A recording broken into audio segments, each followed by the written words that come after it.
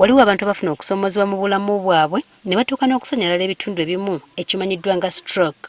Bangi basigala beebuuza obuzibu buno kwe buva.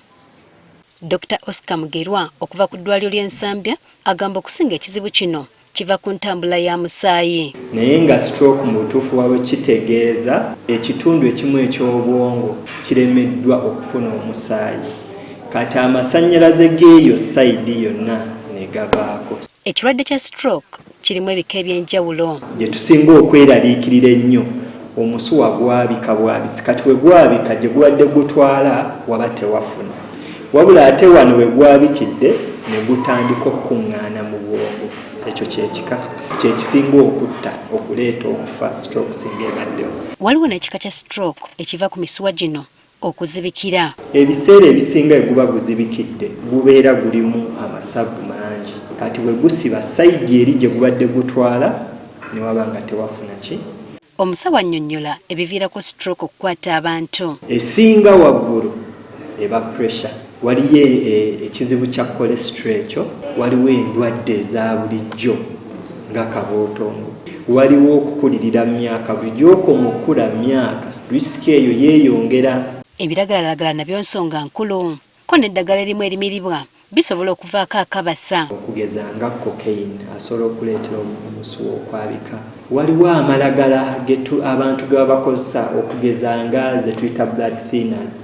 Ziba ddagala lye tukozesa okujjanjaba clot, endwadde eya clot oba eriwo. Ezo zisobola okuleeta ate omusaayi okukola ki okubleedinga ne guba too thin, omuntu n'afuna stroke. Omuntu ng'afunye stroke aliko ebitundu by'omubiri ebikosebwa era waliwo ebitundu ebiri ku bwerinde. Naye ebiseera ebisinga ekisinga okuba common amasannyalaze aga feesi, omukono n'omugulu bibeera affected. Ebiseera ebisinga ebitundu katugambe nga 7 oluusi n'okudda waggulu bibeera affected. Waliwo obubonero kw'olabira omuntu afunye stroke. Omuntu oyo feesi bw'esanyalala omumwa gukyuka kubanga normally omumwa gubeera wakati kubanga muscles ezeeno n'ezeeno zibeera zisika kyenkanyi. Kati sayidi emu bw'evaako sayidi ey'amaanyi ng'esika nga gudda sayidi emu. Abalala n'amaaso sayidi emu eriiso liba teriraba bulungi libanga erizibikidde. Abamu gaggweeramu ddala n'abanga n'akagalo tasobola kukatambuza. Abamu gakendeerako ekitundu. Bw'otuuka wano ku mumiro okumira era guba gusanyaladdeko sayidi emu. Kitegeeza omuntu oluusi bw'agezaako okumira ebintu bimutuga oba n'abizza. Kyokka era waliwo n'obubonero kw'olabira nti wandirumbibwa stroke. Oluusi ayinza oluyanga olulimi oluzitoye naye era kigwa mulundi gumu. Omukono guyinza onnafuwa naye nga si nnyo nga gukyakwa naye nga ye muli akiwulira mbu amaanyi matonoko aba guzitowa bwogeraganya.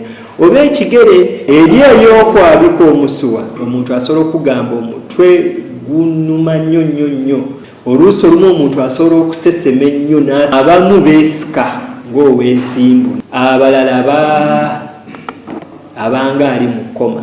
Dr. Mugerwa agamba nti okuwala stroke si kyangu kubanga egwa bugwe ng'omuntu alina kufuba kwekebeza pressure ne sukaali ebisinga okugireeta. Ezimu ziba n'eddagala lyetuteeka ku muntu okutangira ng'erizibukula emisuwa, eriziyiza omusaayi okwekwatira mu musuwa gye tuyita antiplatelet. Naye ne buno bu risk factors obuvaako stroke nga pressure, sukaali, cholesterol birina okuba nga bijjanjabiddwa bulungi. Era gwajjanjabibwa ekirwadde kya stroke waliwo by'olina okwegendereza si kulwa ng'oyoza ate n'oyanika mu ttaka.